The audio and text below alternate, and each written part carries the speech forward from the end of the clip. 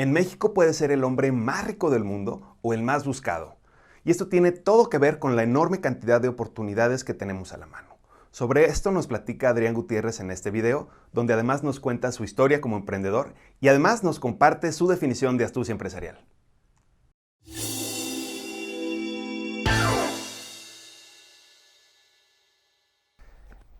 Bueno, esto es algo que yo creo profundamente y no sé si tú lo compartes. ¿Es México el país de las oportunidades? Sí, México es un país de oportunidades porque la mayoría de las personas no hace mucho. O sea, es por ley estadística, vamos a decirlo así. Yo lo digo en el cierre ya en la tercera edición de Cómo ser un mexicano exitoso lo pongo y en el cierre de mi conferencia. México es un país lleno de oportunidades donde puedes llegar a ser el hombre más rico del mundo, el ejemplo es Carlos Slim, o el hombre más buscado del mundo. O sea, tú decides qué tipo de mexicano quieres ser. Sí, el día de hoy en México existe estructura o condiciones para que cualquier persona que quiera desarrollar, vamos a decir el 95% de los mexicanos, no el 100, el 95% de los mexicanos, que decida hacer o emprender o construir y decidirse por su futuro, en lo que decida hacer, lo puede lograr. O sea, ¿a quién se le ocurre? En un país donde leemos, digo, no conozco la estadística Menos exacta. de un libro al año. Menos de un libro al año. Libro medio, sí. ¿A quién se le ocurre emprender, dejar todo lo que tenía y había construido y ponerse a escribir? ¿No? A mí. ¿Y cómo fue ese proceso de decisión? Yo me dedicaba a comercializar ropa. Nunca dejé de estudiar. O sea, de hecho hasta el día de hoy lo sigo haciendo. O sea, mi carrera es comercio. Entonces, tengo ese ADN vamos a decir, muchos escritores escribo, bécame, o sea, gobierno, porque hay muchas becas de gobierno. O sea, muchos de los libros que vemos, sobre todo de novela, son cuates que se la pasan compitiendo. Ellos no escriben para que los lean, escriben para ganarse la siguiente beca o el siguiente subsidio para que sigan escribiendo. De hecho, hace poco leí un libro que habla sobre escritores mexicanos. 21 escritores, entrevista a una generación entre 30 y 40 años, que yo todavía entro ahí, porque tengo 39, y la mayoría se preocupaba por las listas de quién eran los autores más reconocidos para ganar becas. Casi te puedo decir que el 90% de ellos no vive de la venta de sus libros, de las regalías que les puede dar su editorial. Viven de las becas que les da el gobierno para que sigan escribiendo. Entonces, el tener una maestría en mercadotecnia, el haber estudiado negociación, el haber comercializado, o sea, hizo que yo sí pienso, o sea, primero escribo, cuando estoy escribiendo pienso como escritor, pero después de ahí pienso como empresario. Y entonces ¿qué voy a hacer para que la gente sepa que existe mi libro y lo compre, y que compre mis conferencias? Y ahí ya empiezo como mercadólogo, como empresario y todo eso. Y había un dato, una pregunta que les hacían mucho en estas entrevistas. Libros de Mariana H., se los recomiendo mucho. De repente les preguntaban o hacían referencia de que ellos agradecían mucho cuando un entrevistador había leído su libro con anticipación. Y dije, en la vida me había pasado eso. O sea, en la vida me había puesto a pensar si lo leyó o no. O sea, para mí es indiferente. ¿Por qué? Porque si a mí me dan en un programa 5, 10, 15, media hora, una hora, yo tengo que ser capaz de convencer a la persona que me está entrevistando de que lea mi libro, o sea, que diga, qué interesante lo que acabas de decir, lo voy a leer porque no lo había leído, y a los que me estén escuchando de que vayan y lo compran. O sea, como por qué tienes que haber, o la persona que me entrevista tiene que haber leído, o sea, qué padre que ya lo leyó antes, qué padre, pero si no lo ha leído, no tiene la obligación, y no lo tomo como falta de respeto, no me había pasado o sea, no lo había pensado yo, y estos cuates están pensando de que lo lea antes de mi entrevista para que sepa y me haga las preguntas correctas. No, o sea, tú tienes que tener la habilidad de convencer a tu entrevistador de que lo que acabas de decir es la neta del planeta y que agarre tu libro y que diga, no lo leí, pero lo voy a leer, y a la gente que te está escuchando, que lo compre y que corra a comprarlo. Además, una buena historia vende, ¿no? Sí, pero vamos a decir, ellos no se preocupan por eso. Ellos no se preocupan por su mercadotecnia, no se preocupan por hacer interesante. O sea, vamos a decir así, ¿cuántos libros de historia ustedes les han pasado toda su vida? Y de repente hay gente que me dice, oye, Adrián, pues es que como estabas contando la historia, se me hizo bien padre, entonces voy a ir a buscar 100 cosas que todo mexicano debe saber, porque así como la contaste, sí me gustó. Claro. Entonces, que la historia de México es muy interesante. es muy interesante, pero te la pueden poner muy aburrida o te la pueden poner muy interesante. Entonces, esa es la habilidad que, vamos a decir así, que tengo yo de decir, yo no nada más escribo y que la editorial se haga cargo. No, o sea, yo entiendo que es un producto y vamos a venderlo. O sea, ahorita que estoy negociando para mi tercer libro con editoriales colombianas para que ya salga en todo Centroamérica y Sudamérica, les digo, tú no veas el libro, o sea, ve la foto completa de lo que... Dame una entrevista y ese día vendimos miles de libros, o sea, dame una entrevista en un programa bueno y vas a ver cómo hacemoslo. ¿Por qué? Porque no nada más es el libro, es todo lo que va al lado del libro y esa es la ventaja que me da haber estudiado otras cosas. Entonces, en un país que no lee, yo sí puedo decir que vivo de la venta de mis libros y de dar conferencias. Cuando los que más venden libros normalmente están en un programa de radio de todos los días, o son políticos, o son influencers, o sea, que tienen otra actividad y que de repente se suscriben a un libro. No, yo escribo libros y doy conferencias. Y el trabajo en medios es para que conozcan mis libros y que conozcan mis conferencias. Oye, normalmente en las entrevistas, y aquí ya nos has soltado muchísimas como perlitas de conocimiento, y esto nos gusta llamarle como astucia empresarial, ¿no? Saber, tienes este problemota y pues sabes cómo reaccionar, sabes qué debes de hacer. Para ti, ¿qué consejos para la audiencia que tenemos? ¿Qué es la astucia empresarial? Mira, uno es, no existe el momento perfecto, ni el lugar perfecto, ni la condición económica, social y política perfecta para emprender. O sea, porque ahorita que estoy escribiendo mi cuarto libro, se llama La receta del éxito, y te voy a decir por qué le puse receta. Hay mucha gente que cree que hay una fórmula del éxito. Y si hubiera una fórmula del éxito, lo único que tenemos que hacer es conocerla y replicarla exactamente y tener los mismos resultados. Sin embargo, eso no sucede nunca. O sea, lo que fue exitoso para una persona puede ser un fracaso para otra persona, aunque lo haya replicado igual. Y en una receta tú tienes muchos ingredientes que los vas combinando y tienes diferentes creaciones. Vamos a decirlo así, de acuerdo a lo que quieras comer, de acuerdo a tus gustos y paladar y de acuerdo con los ingredientes que tengas. Pero sin embargo puedes hacer algo. Y por eso yo lo llamo la receta del éxito, porque son diferentes ingredientes que los vas a combinar y que vas a poner en algunas cosas unos y en las cosas otros que te puede llevar al éxito. Entonces, lo primero es, uno, no existe el tiempo perfecto. O sea, el día que lo tengas que hacer, hazlo. Porque ese es el primero. No es el primer ingrediente, lo pongo como la introducción. O sea, vamos a decir así, la diferencia entre una persona exitosa y una que no es hacer las cosas. No sabemos si va a ser exitoso o no, pero ahí ya marca una diferencia. ¿Cuántos de ustedes no tienen, tengo una idea, tengo esto, y toda la vida se quedan con eso? La diferencia es hacerlo. Entonces, ya que empezamos con hacerlo, no sabemos cuál va a ser de todas las cosas que intentemos la que tenga éxito.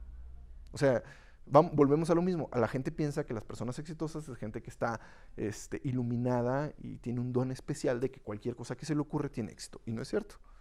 Nosotros conocemos el resultado final, pero no conocemos el proceso ni los fracasos que hay detrás.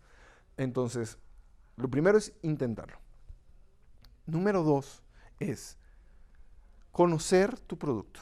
Yo pagué un precio tremendo al convertirme en escritor y en editor y en editorial, vamos a decirlo así, porque no conocía el medio. O sea, oye Adrián, pero tenías una maestría en mercadotecnia, sí, pero no conocía nada de los libros, o no sabía nada acerca de los libros.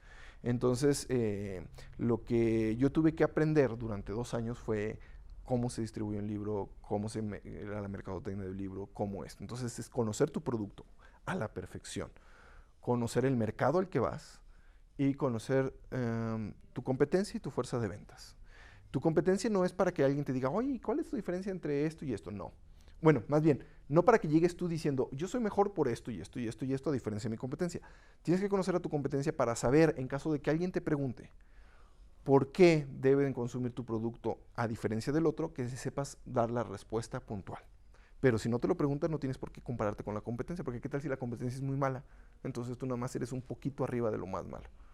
Entonces, son como 4 puntos que yo diría. Hoy sí conozco mi producto, conozco mi mercado, pero mi estrategia es, otra cosa que leía en el libro que te comentaba, como los mexicanos no leen, todos ellos competían por el nicho de mercado de mexicanos que sí leen. Entonces era muy chico y las ventas son muy pocas. Y yo nunca me he preocupado por el mexicano que lee. Yo hago mis libros para los mexicanos que leen y los que no leen. Porque alguien que no lee y que voy a hacer el único libro, o 2 o 3 libros que leen este año, lo puede leer y no se va a aburrir, no se va a dormir. está perfectamente sustentado para que alguien que lea se encuentre toda la bibliografía de una investigación, las dos son investigaciones, pero te digo, de manera, un lenguaje o escrito en un lenguaje muy, muy sencillo, muy digerible para que las personas que no leen. Entonces yo no compito por todos los que leen y me estoy preocupando por los foros. O sea, por ejemplo, a mí nunca me han invitado a una feria de libro, en ningún estado de la República. O sea, aquí en Guadalajara sí, lógicamente voy a la fila, que presenté 100 cosas que todo mexicano debe saber. Gonville me invita a firmar libros, pero yo sé que en casi todos los estados hay ferias de libros y nunca me han invitado a una. ¿Por qué? Pues porque esos son normalmente los mismos cuates de las editoriales, los que están apoyados por el gobierno para fomentar la lectura y todo eso. Entonces, son mercados diferentes y yo me enfoco a hacer una estrategia donde todo México quepa. Oye, súper interesante y súper buenos tips para nuestra audiencia. ¿Qué sigue? ¿Qué sigue para ti? Antes de que se acabe el mes, ya está en mis manos Padre Divorciado. Cuando me preguntan, ¿por qué escribiste Padre Divorciado? Porque yo quería escribir sobre lo que se me dé la gana. O sea, no quería que me encasillaran como un autor que solo escribe sobre el éxito o solo escribe sobre mexicanos. Tenía que empezar por mi país, es algo que me siento orgulloso. Entonces, antes de escribir un libro sobre el éxito general y que se vendiera en todo el mundo, yo tenía que escribir para mi gente. Entonces escribí 2 libros de mexicanos para mexicanos. Cómo ser un mexicano exitoso y 100 cosas que todo mexicano debe saber. Y después me picaba mucho, porque vivimos en una nueva sociedad donde hay que reinventar convenios. El tema del divorcio. Yo soy hijo de padres divorciados. Lógicamente, cuando se divorciaron mis papás, el tema del divorcio en México no era tan común. Estoy hablando de que mis papás se divorciaron en 1988, 89, 89 para ser exacto. Y cuando yo me casé, pues yo no me casé pensando que me iba a divorciar. Duré 7 años de casado y me divorcio. Entonces, yo no quería repetir muchos de los patrones o de la relación que yo tuve, sobre todo con mi papá. Y yo decía, bueno, es que el divorcio no quiere decir que se acabe la relación de padre-hijo, que fue algo que me pasó con mi papá. Mi papá era uno antes de que se divorciaran, o sea, tenía un papá genial que me llevaba a jugar, o sea, si me hubieran preguntado a mis 10 años con quién te hubieras ido a vivir, hubiera dicho con mi papá. Pero cuando empezaron los problemas del divorcio, o sea, el conflicto entre mis papás, mi papá cambió mucho, sobre todo conmigo. Entonces, la relación de que se divorciaron hasta su muerte, que murió hace 3 años, ya no fue la misma nunca. Entonces yo quería escribir sobre eso. Yo no cometí los mismos errores, o traté de no cometer los mismos errores con mis hijos, que tengo 2 de mi primer matrimonio, que siento que cometió mi papá conmigo. Y también dije, o pensé, o sea, mis papás nunca tuvieron una relación amistosa el resto de su vida. O sea, si podían no hablarse, no se hablaban. Y yo decía, bueno, si mi ex y yo compartimos a 2 de las personas que más queremos en este mundo, que son nuestros hijos, y lo mejor que quieres para tu hijo es que crezca sano, yo planteo un nuevo tipo de relación. O sea, una pareja que se divorcia y no tiene hijos, si no se vuelve a hablar toda la vida no pasa nada. Sin embargo, una pareja que se divorcia y que tiene hijos, no van a pasar 2 días en que no se estén hablando para ponerse de acuerdo con algo. Vamos a decir, así como el matrimonio es para toda la vida, el divorcio o divorciarte de una persona con la que tuviste hijos también es para toda la vida, porque vas a compartir toda la vida tus hijos. Entonces lo que yo trato de hacer ahí es poner de que las causas por las que te hayas divorciado, pues ya ni modo, son cosas de la pareja. Claro. Pero de que sobre todo el papá trate de tener una relación familiar con sus hijos el resto de su vida. O sea, que no sea el papá de fin de semana de, paso por ti y te llevo al cine y te regreso. Paso por ti y te llevo a comer y te regreso. Que tengan una dinámica de familia. O sea, por ejemplo, yo con mis hijos voy por ellos a la escuela, conozco a sus maestros, pasan de cada 15 días 8 conmigo. Tienen tareas, o sea, hacen tareas en mi casa, no necesito cambiar uniformes con mi ex, ni cambiar ropa, ni pedirle, o sea, no llegan con una maleta como si estuvieran de visita, ellos llegan normal como si llegaran de la escuela con su mochila, tienen su ropa ahí, tienen uniformes ahí, y de ahí se van a la escuela, o sea, yo los llevo a la escuela, no se los llevo a su mamá. Y con su mamá me llevo bien, pasamos por todas las etapas, o sea, la etapa donde nos peleábamos todos los días, o sea, ya divorciados, la etapa donde nos dejamos de hablar y la etapa donde pues hay que seguir adelante ya cada quien con su vida.